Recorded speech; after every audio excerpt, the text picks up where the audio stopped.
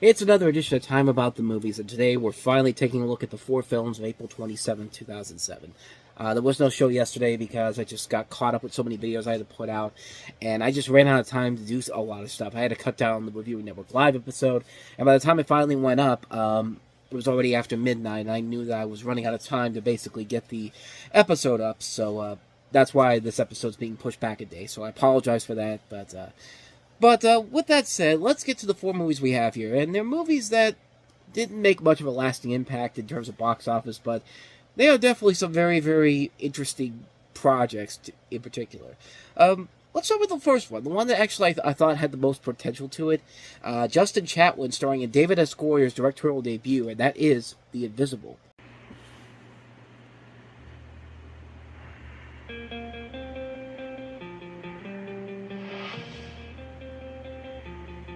He is everything a mother could want. So we're gonna go to Ava's party tomorrow night?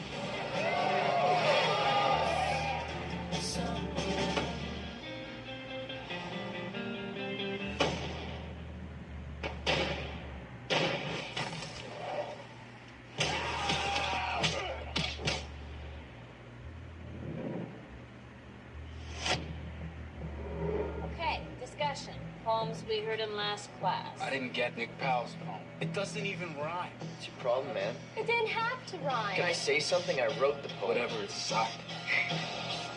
Is this a game? You think this is funny? Hello? Can anybody hear me?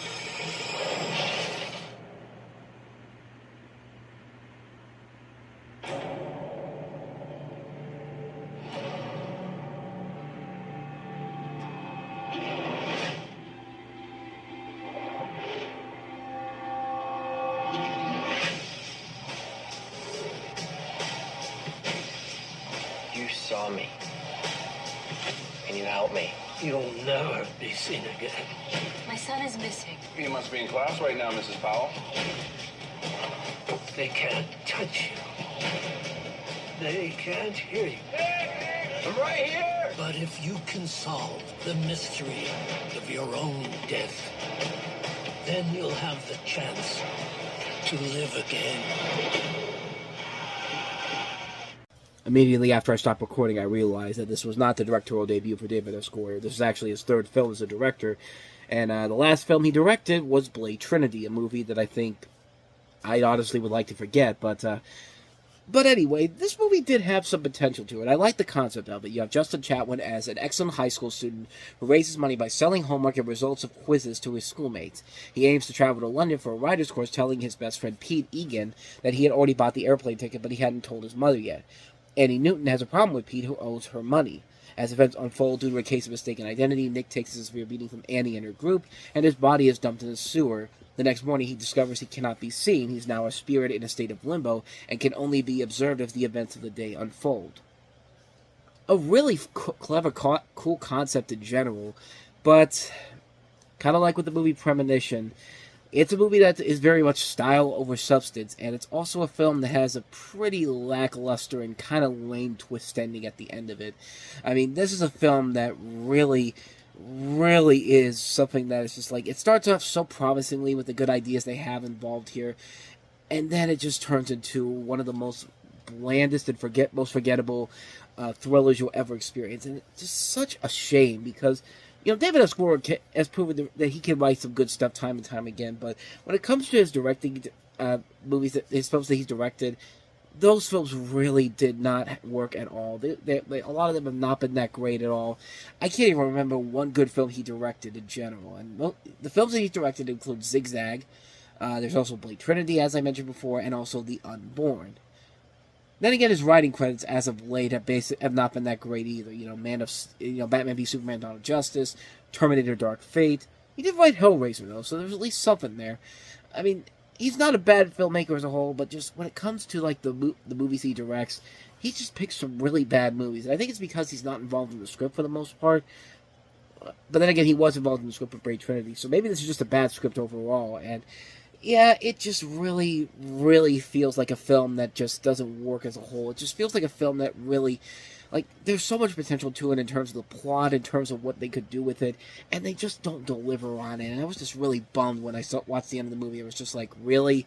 This is the way we're going out to it? And yeah, it just didn't work as a whole. It was a really bad movie, and I was very disappointed by it overall. So yeah, a massive disappointment. I thought there was a very good idea involved in here, but just good ideas, bad execution overall.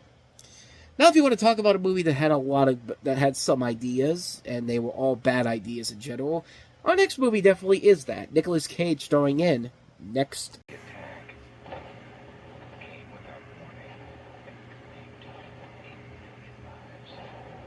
just hasn't happened yet. Now, the man who can see the future. It happened. 2 hours from now. Is the only one. We're still alive. Let's try to keep it that way. Who can save it? Pull back, pull back. Do exactly what I say. I'll save your life. Next. You have one way out of this. That wasn't it. Rated PG-13 starts April 27th. Actually, Nick, none of the outcomes that you found have you getting out of a movie like this. I mean, good lord, this is a bad movie. I mean, he made a lot of bad movies back in the day, but this has to be up there with some of the worst of the worst. I mean, movies like The Wicker Man are at least so bad it's good type of fun. This is a movie that's just so bad it's bad. And it's really, really bad. And this is based off of a story by Philip K. Dick, and this should not be that hard to make into a movie, but with good directors, you probably don't need to worry about that, but not when you have the director of XXX State of the Union and Die Another Day. In the film, Nicolas Cage stars as a small-time magician based in Los Angeles who has limited pre-recognition.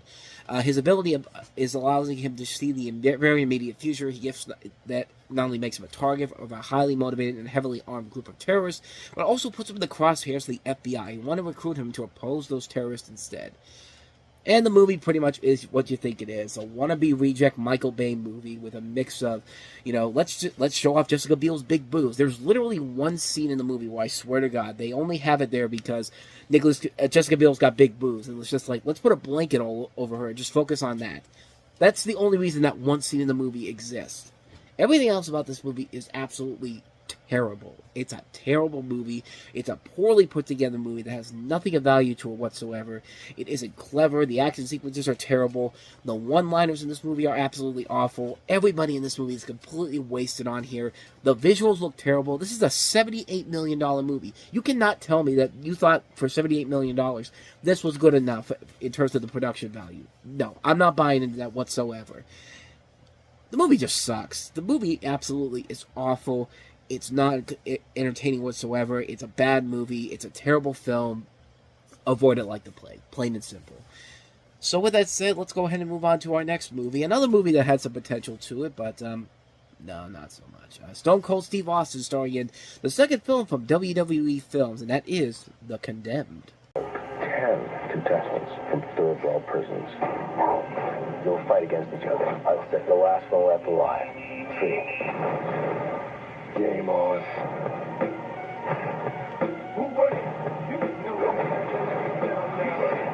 You're airing a live snuff film.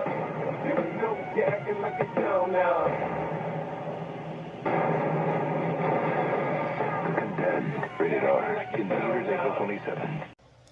So imagine kind of a mix of The Running Man meets Survivor meets Death Race. That's the kind of movie that this is. You have 10 convicts who are forced to fight each other to the death as part of an illegal game on this island, which is being broadcast to the public. And among the people involved in this are Stone Cold Steve Austin and Vinnie Jones. And there's a good idea in this movie, but kind of like with some of the other movies we've talked about here, good ideas, bad execution. And this definitely is one of those movies. But not only that, the message of the movie is so hypocritical and is so... it so goes against everything that these companies have put out and are represented, well known for.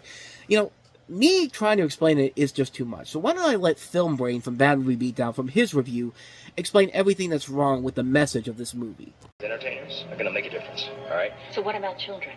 Look, Donna, we as entertainers cannot tailor-make everything we do for children. It's the parents' responsibility to monitor what their kids watch. That's a cop-out, Ian, and you know it. You have to take some responsibility. Oh, fuck off, movie, you hypocritical piece of shit. What you just did there was advocate censorship. And for what? Oh, won't someone please think of the children, screams Helen Lovejoy. So apparently, we can't do difficult subjects in film and media because some lousy parents might allow their child to watch it. That is a very dangerous and slippery slope to go down. And I may not agree with your stupid message, but I will defend your right to make a violent, patronising movie about it. What's that? Your movie is rated R in the United States? It has an 18+ age rating in the UK? Wow, that doesn't make The Condemned exactly the sort of violent movie that itself is commenting on, does it? I guess no one told the filmmakers that children were going to be watching when they included brutal violence and a rape scene. And who put out this movie? Oh, that's right, the WWE, which makes a living off of staged, spectacled violence available on pay-per-view. I guess we shouldn't watch their product. Oops. Or how about Lionsgate, the house that Jigsaw built with an annual goodie bag of torture year after year? Now, I'm not saying these views represent these two companies, but this is their product, so seeing an anti-violence sentiment seems spectacularly ill-advised. Couldn't have said it better myself. I mean, you have a studio that was home to the Saw movies and Hostel. You have the WWE, which its entire existence is focused on scripted violence in general. And the moral of the movie is, well, it's your own damn fault for letting your kids watch it. No, it is not my fault for letting my kids watch it. It's your fault for trying to force that message onto people when you're trying to force this message, and it makes no sense whatsoever. Like, everybody in this movie is a slime ball. Everybody in this movie is not to be trusted whatsoever. The only person in this movie that I feel like you could trust in any way, shape, or form in here is Stone Cold Steve Austin. And even then, he's not the best person overall here, but give him credit. He's the one guy who's at least trying. He has a couple of dramatic moments in here that are actually kind of good. And I'm not going to lie, there are a couple moments in here that did kind of make me laugh. Like, there's a scene where one of the convicts is trying to hit on this girl, and, you know, she's actually trying to trick him by talking, and then all of a sudden just letting go of his grenade, and he's just like, "Oh, the bitch got me again, not again, not again." And he explodes. Like, stuff like that is very corny and very funny, and it works to the film's advantage. But those are very few moments in this movie. The moments where you're supposed to have like a message about, you know how this is wrong and all that, and just like, the ending, even the ending of the movie when they take down the bad guy. The bad guy is just as slimy and as scumbaggy as everybody else in the movie, and just the writing on this is so terrible. The action sequences aren't that engaging or entertaining whatsoever. Even when the villain gets his comeuppance in the end, it does not feel warranted whatsoever. The only things that come out of this movie unscathed are Stone Cold Steve Austin and Vinnie Jones, who both have pretty good moments overall in the film in terms of acting. Like, they really do show what they could do in terms of acting in this, and they're very good moments. A lot of them in this film with them, especially when they're talking towards the end of the movie, like stuff like, but it's very few and far between. And just the overall, the moral of the story is absolutely just a ridiculous cop out. It just doesn't make any sense whatsoever. It's a bad movie. It's a really bad film with just nothing of value to it whatsoever. Another one you should avoid like the plague. And with all that said, let's go ahead and move on to the last one we have here, which is Jamie Kennedy in a new comedy, and that is Kickin' It Old Skool. In 1986, Justin was the best breakdancer around. Hey, Jen, I got you something. Hello, McFly. Until one move took him down. Justin! 20 years later, he's waking up. We should have paid for that physical therapy thing. That's my boy. To a whole new world. I think it's time I introduce you to the internet. Bodies aren't supposed to midget, cheese whiz, by the power of Grayskull. And discovering the more things change, Ain't nobody wearing parachute pants no more. Parachute pants are timeless. the more he's stayed the same. Oh my God, Justin! You really grew up. Oh my God. Okay. It's like you're a 12-year-old stuck in a 30-year-old body. I missed everything. Gremlins 2, Ghostbusters 2. Justin, we need to talk. I'm getting married. Ow! Kip, you remember Justin? You're the jackass that flipped off the stage when you were kids. Oh my God, I thought you were dead.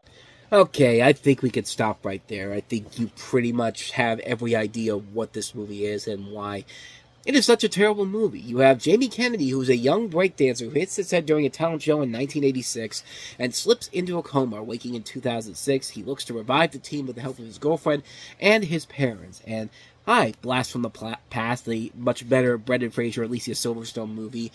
At least that one didn't have as many pop culture references as this movie does. And this is a movie that's almost as bad on the level of a Friedberg Seltzer movie, with just how unnecessary the pop culture references are in this movie. They're all over the place, and they're just not funny. They're just there to be there for the sake of being there, and the film is just, it's a terrible movie. Just a lot of bad talent all across the film.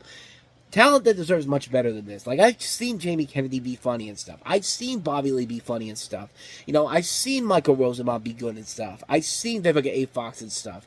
When you have to throw in a cameo from Alan Ruck from Ferris Bueller's Day Off, and you also have to have him as as the same character he played in Ferris Bueller's Day Off, in a movie that has nothing to do with Ferris Bueller's Day Off, except the fact that it came out in the same year that this guy went into a coma.